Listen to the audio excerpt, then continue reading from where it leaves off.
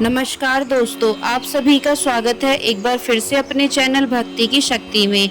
तो दोस्तों आइए आज जानते हैं भगवान को भोग चढ़ाने के बाद मंदिर में कितनी देर तक रखना चाहिए।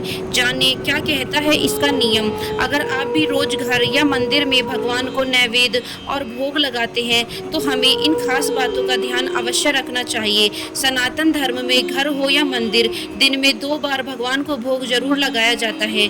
देवी देवताओं को भोग लगाने के कई नियम हैं जिनका पालन करना जरूरी कहा जाता है, लेकिन जानकारी के अभाव में कुछ लोग भगवान को भोग लगाने के बाद प्रसाद को वहीं छोड़ देते हैं। ऐसा करना शास्त्रों में गलत कहा गया है। को बता दें कि देवी देवताओं की पूजा के साथ साथ भोग और प्रसाद के भी कई नियम हैं जिनका पालन करने पर आपको प्रभु की कृपा जरूर मिलेगी।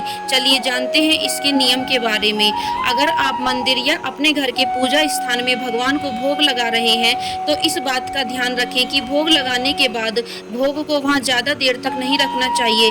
ऐसा करने पर भोग लगाने पर मिलने वाला फल खत्म हो जाता है और उसे अशुभ माना जाता है। कहा जाता है कि अगर आपने भोग लगाने के बाद उसे मंदिर में ज्यादा देर तक छोड़ दिया तो राक्षसी शक्तियां प्रवेश कर जाती हैं। इन शक्तियों के नाम विश्वक्सेन, चंदेश्वर, चंदासु और चांडाली कहा गया है।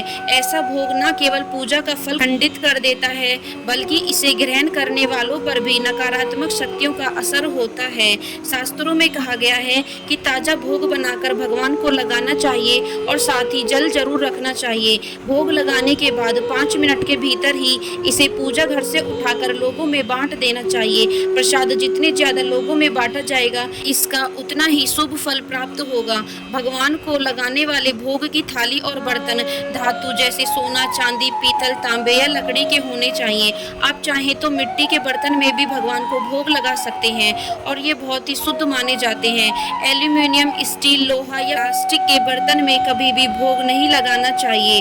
तो दोस्तों यह थी भगवान को लगाने वाले भोग के बारे में सारी जानकारी। हमें भगवान को किस बर्तन में भोग लगाना चाहिए और कितनी देर तक रखना चाहिए। यदि वीडियो आपको पसंद आई हो तो चैनल को सब्सक्राइब करना बिल्कुल ना भूलें और वीडियो को लाइक एंड शेयर जरूर करें।